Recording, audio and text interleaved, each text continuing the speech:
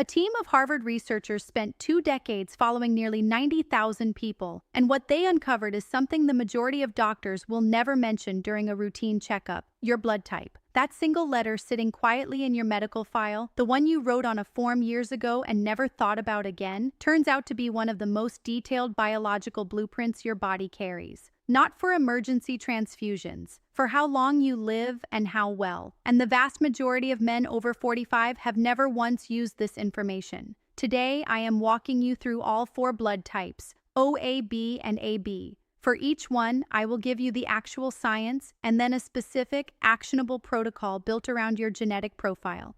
But before we get there, I need you to stay with me through something important.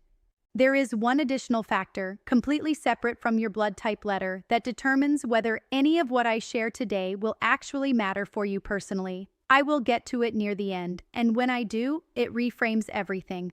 A few weeks from now, you could be using your blood type the way top physicians use advanced genetic profiling. You would know which health risks are quietly developing in your body right now, and precisely what to do about each one. Most people do the opposite. They follow health advice written for the average human. And here is the problem with that. Biologically speaking, the average human does not exist. Your neighbor might be type O, you might be type A. What protects him could be entirely wrong for you. Nobody is telling you that. So let me. Type O, the original human blueprint. Type O is the oldest blood type on Earth.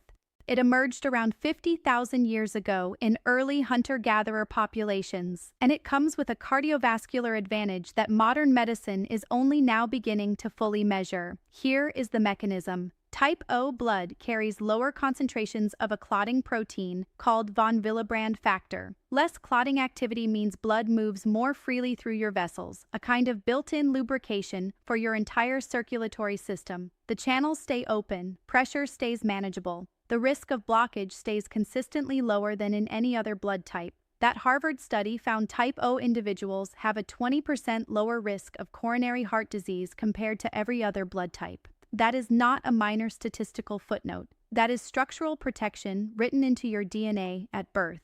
There is more. Early type O populations developed a measurable resistance to malaria because the malaria parasite binds far less effectively to type O red blood cells. That immune advantage is still detectable in type O individuals today, thousands of years later. So type O begins from a position of real strength. But there is a vulnerability that almost nobody in mainstream health media addresses. And if you are type O, you need to hear this clearly. Your gut. The bacterium Helicobacter pylori, the leading cause of stomach ulcers, chronic gastritis, and a major contributing factor to gastric cancer, attaches far more easily to the stomach lining of type O individuals than to any other blood type. The surface receptors on type O stomach cells are simply more accessible to this particular pathogen. Type O people are statistically more susceptible to H. pylori colonization, and they recover more slowly from gastrointestinal infections. Here is what makes this particularly dangerous. H. pylori does not announce itself. There is no sharp pain in the early stages, no clear warning signal. It colonizes silently, and over years, sometimes decades, it quietly erodes the protective mucus layer of the stomach. By the time symptoms appear, the damage has typically been building for a very long time. If you are type O and have never been tested for H. pylori, that is the first conversation to have with your doctor. It is a simple breath test or stool antigen test, inexpensive, straightforward, and for type O individuals, genuinely important. Your type O protocol. Physical movement is not optional for you. It is a genetic requirement. Type O carries the highest baseline levels of dopamine and noradrenaline of any blood type. Your nervous system was literally engineered for physical activity. Without regular output, those neurochemicals have nowhere to go. Restlessness, poor sleep, irritability, and over time, real metabolic disruption. 30 minutes of walking daily, combined with resistance training twice a week, will do more for your long-term health than almost any supplement on the market. Protect your gut actively. Limit NSAIDs, ibuprofen, aspirin, unless medically necessary. They irritate stomach lining in anyone, but for type O, that irritation lands on tissue that is already more exposed. Add fermented foods to your weekly routine.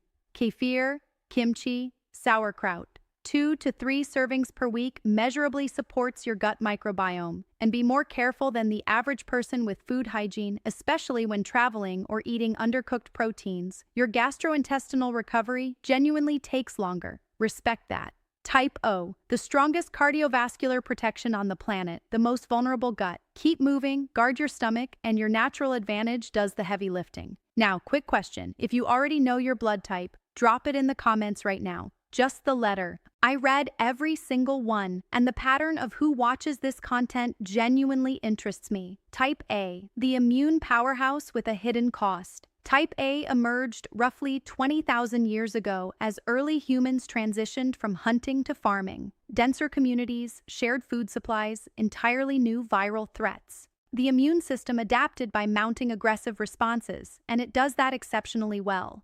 In younger years, Type A produces some of the strongest antiviral immune activity of any blood type. But here is what that same biology costs you. Type A blood has statistically higher coagulation activity, stickier platelets, more reactive clotting factors. A major study published in Circulation, one of the world's top cardiology journals, found that Type A individuals carry a 23% higher risk of heart attack compared to Type O. And there is a second layer that makes this even more significant. Type A has the highest baseline cortisol level of all blood types. In short bursts, cortisol is useful. It sharpens focus and mobilizes energy. But running chronically elevated, day after day, year after year, it inflames arterial walls, disrupts sleep, impairs insulin sensitivity, and accelerates cognitive aging. Here is the precise mechanism that matters. Cortisol directly damages the endothelium, the thin inner lining of your blood vessels. When cortisol runs high chronically, that lining becomes inflamed and loses elasticity, like rubber that has hardened and cracked.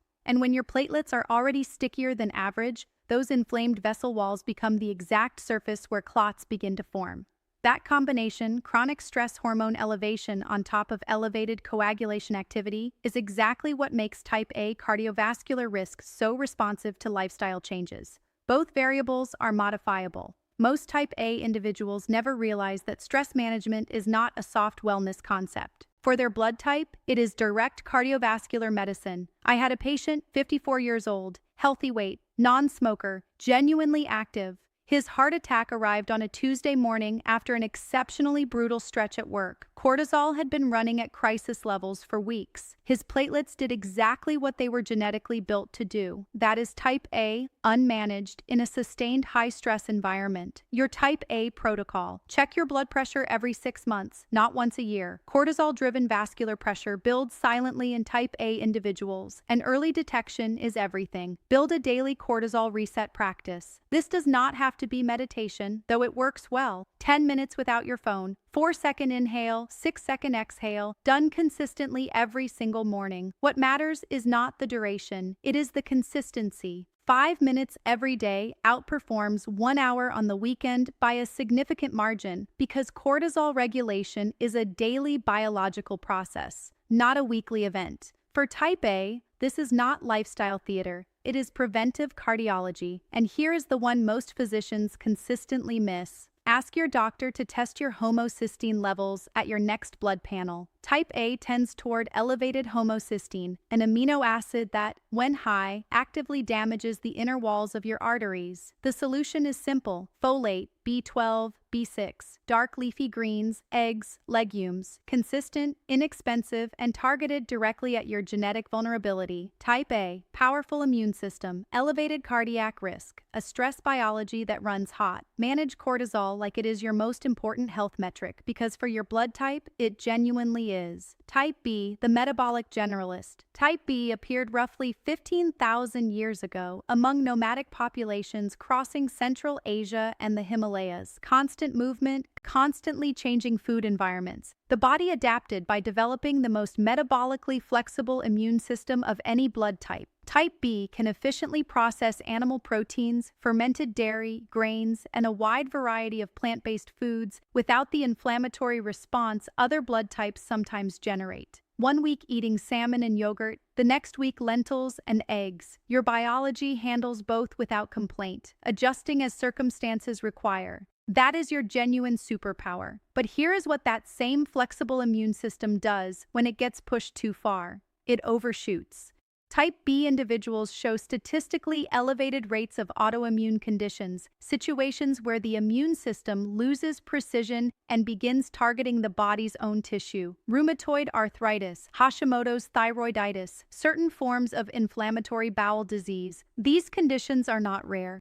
They affect a meaningful number of men in their 50s and 60s, and they frequently go undiagnosed for years because the early signals, fatigue, joint stiffness, mild digestive irregularity, are so easily mistaken for normal aging. If you are type B and have been brushing off those symptoms as just getting older, it is worth looking considerably more closely. The modern food environment presents a specific calibration problem for type B: refined sugars, processed seed oils, ultra-processed foods. These do not simply deliver empty calories. They generate systemic inflammation that progressively erodes immune precision. For type B specifically, certain corn-based products and heavily processed wheat appear to create a particularly disruptive inflammatory response. This is not about eliminating entire food groups obsessively. It is about recognizing which inputs your immune system reads as threat signals and reducing them deliberately. Your type B protocol. Get your C-reactive protein (CRP) tested annually. This is your primary inflammatory marker. A consistent reading above 1 milligram per liter without a clear infectious cause means your immune system is running hot, and you need to identify the trigger. That conversation belongs with your physician. Reduce processed foods aggressively. I know every health video says this, but for type B, this is genetic instruction, not generic advice. Your immune system genuinely processes these inputs differently. Act accordingly. Take advantage of your metabolic flexibility by rotating your food sources regularly. Variety is not just tolerable for type B, it is biologically optimal. And for exercise, moderate sustained movement works best. Cycling, swimming, hiking, high-intensity training without sufficient recovery tends to spike inflammatory markers in type B individuals more sharply than in other blood types. Type B, the most adaptable metabolism on the planet. Keep the immune system properly calibrated and it protects you brilliantly. Type AB, the newest human blueprint and the one carrying the most urgent warning for anyone watching this over 50. Type AB is the youngest blood type in human evolutionary history. It appeared roughly 1,000 years ago as type A and type B populations intermixed. In evolutionary terms, that is extraordinarily recent. It inherited immune tolerance from both parent types. Type AB produces fewer inflammatory immune reactions to foreign cells, which translates into a lower risk of certain gastrointestinal and gastric cancers. Genuinely protective in that domain. But here is the number I need you to sit with for a moment. Type AB individuals carry an 82% higher risk of cognitive decline and memory impairment compared to type O. 82%. The mechanism is cerebral microcirculation. Type AB's coagulation profile creates subtle, cumulative changes in blood flow through the brain's smallest vessels over decades. Not large dramatic blockages. Micro-level changes occurring silently in vessels smaller than a human hair, accumulating year after year after year. The result is a gradual reduction in blood flow efficiency to specific brain regions, particularly those governing memory formation and executive function. Small vessel disease is one of the primary drivers of age-related cognitive decline, including vascular dementia. And here is the critical point about small vessel disease. It is largely addressable through the exact same habits that protect your cardiovascular system. The two problems share the same solution, which means every decision you make for your heart is simultaneously a decision you are making for your brain. To be precise, this is elevated statistical risk, not a predetermined outcome. But it is a clear signal, and it comes with a clear action plan. Your type AB protocol, brain health and cardiovascular health are the same thing for you. Blood pressure control, blood sugar regulation, cholesterol management. These are your primary cognitive protection strategy, not just cardiac ones. Omega-3 fatty acids, specifically DHA, directly support cerebral blood flow and reduce neuroinflammation. DHA is incorporated into the cell membranes of your neurons. It keeps those membranes fluid and responsive. When DHA levels drop, neuronal communication becomes less efficient, and the inflammatory signals contributing to small vessel damage face less biological resistance. 2 servings of fatty fish per week, salmon, mackerel, sardines, or discuss a quality fish oil supplement with your physician. Sleep is non-negotiable for type AB.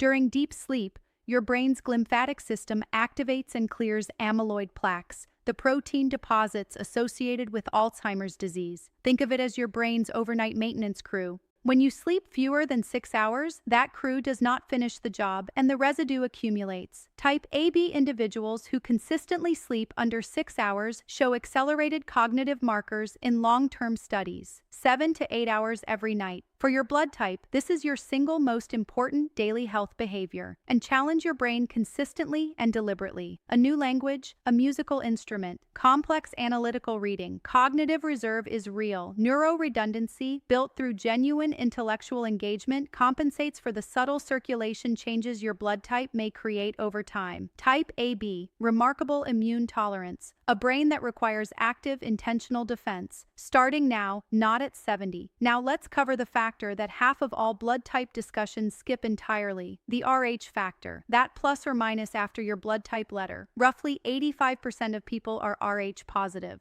The remaining 15% are Rh negative, and the difference matters more than most people realize. Rh-positive individuals appear to carry slightly higher baseline resistance to certain long-standing ancient infections. The Rh antigen plays a meaningful role in how the immune system recognizes persistent pathogens. For Rh-negative individuals, current research suggests a subtly different cytokine profile, meaning the immune system's chemical signaling operates at a different baseline calibration. Different does not mean stronger or weaker, it means different. Some Rh-negative individuals demonstrate a heightened sensitivity to inflammatory triggers, which means that regardless of your primary blood type letter, if you are Rh-negative and managing any chronic inflammatory condition, the anti-inflammatory protocols I described earlier become even more directly relevant to your specific profile. For pregnancy, and this is medically critical, Rh-negative women carrying an Rh-positive baby require Rh immunoglobulin treatment to prevent immune conflict between mother and child. This is well-established medicine. If this applies to you or someone in your life, it requires professional medical supervision without exception. Know your complete blood type, not just the letter, the Rh factor too, and make sure your physician has both on record. Now stop. I need you to hear this next section carefully because this is where most health content completely fails the people watching it. Everything I have shared today, the type O cardiovascular advantage, the type A cortisol problem, the type AB brain risk, all of it is statistically real. It comes from large, peer-reviewed, long-term population studies. But here is what those same studies also show. For at least 50% of people, blood type alone predicts almost nothing about their individual outcome. Genes load the gun, habits pull the trigger.